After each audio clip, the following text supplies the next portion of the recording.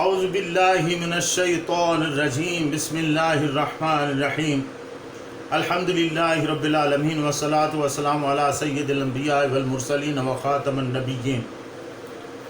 معزز ناظرین، السلام علیکم ورحمۃ اللہ وبرکاتہ۔ جاذب پبلیکیشنز میں خوش آمدید، اور میں محمد سید جاذب آپ کی خدمت میں حاضر ہوں۔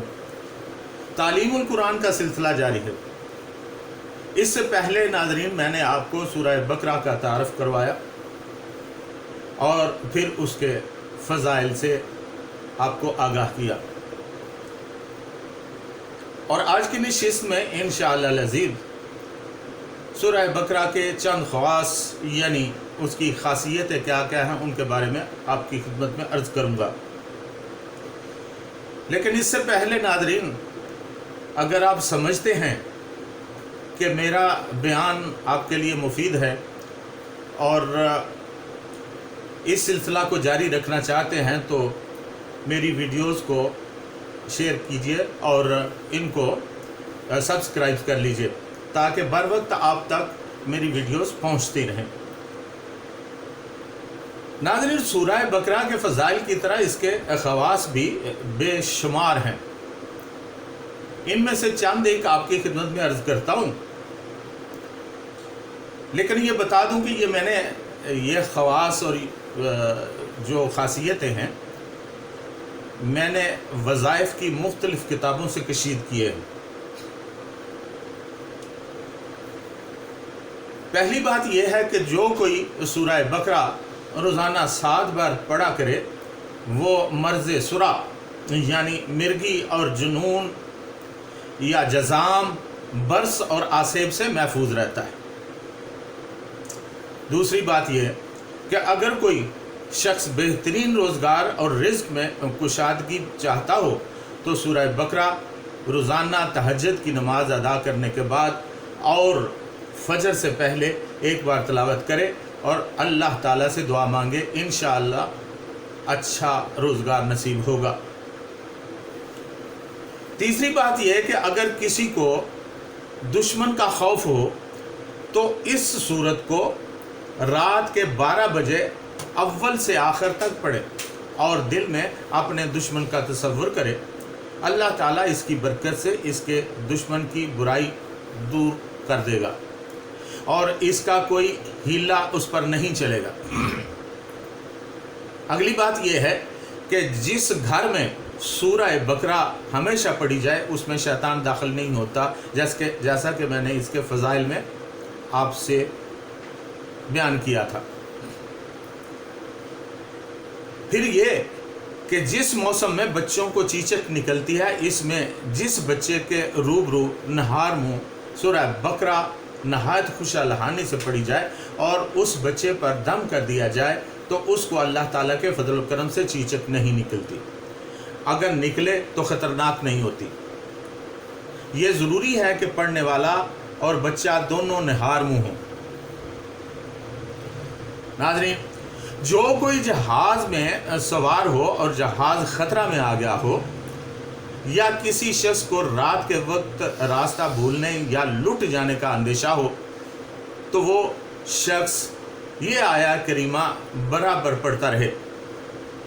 آیہ کریمہ نوٹ کر لیجئے، اولئک علی ھدی من ربہم واولئک ھم المفلحون۔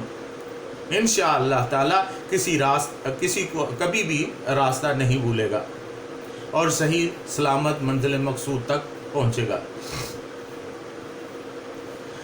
ناظرین، اگر کسی بچہ یا اسباب یا مکان وغیرہ پر حاسد کی نظر لگ جائے تو یہ آیت 7 مرتبہ لکھ کر گلے میں باندھنا یا مکان پر چسپاں کر دینے سے وہ محفوظ ہو جاتا ہے۔ ختم اللہ علی قلوبہم وعلی سمعہم وعلی ابصارہم غشاوۃ ولہم عذاب عظیم۔ در حقیقت یہ آیت نظر بد سے نکلنے کے لیے ایک قلعہ ہے۔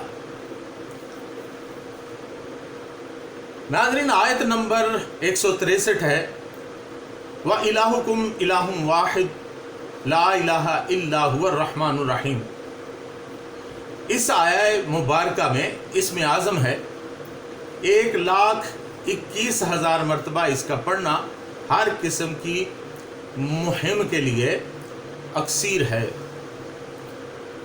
اس آیت کا شروع جلالی اور اخیر جمالی ہے۔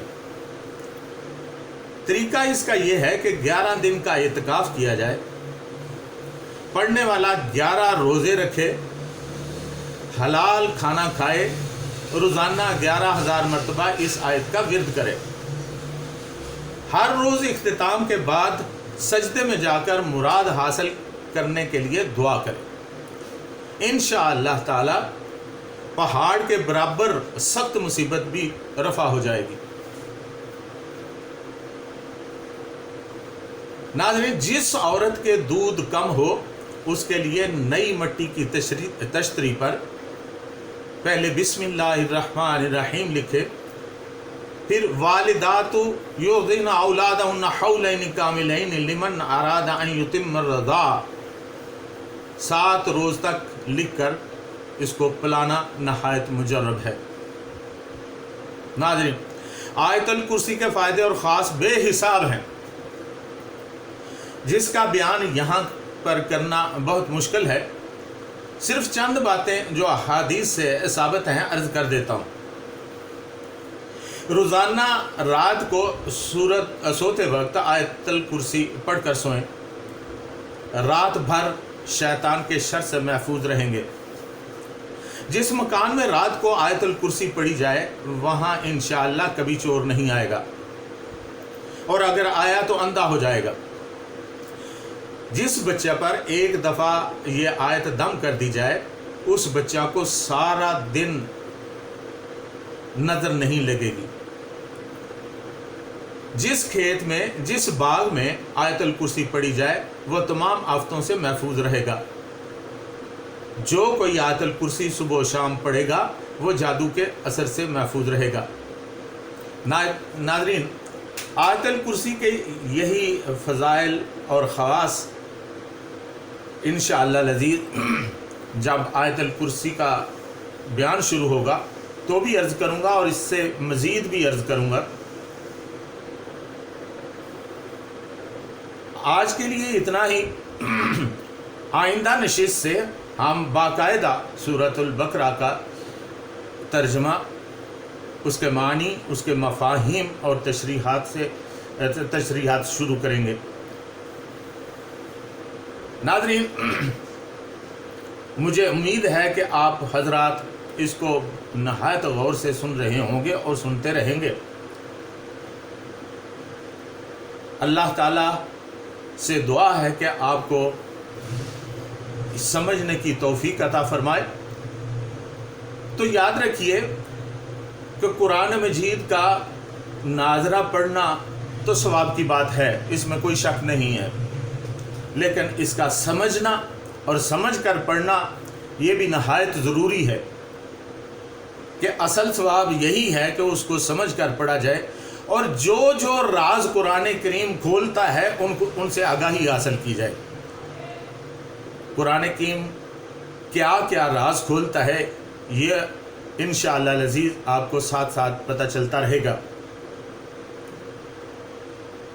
تب تک کے لیے، کل کی نشست تک کے لیے اجازت۔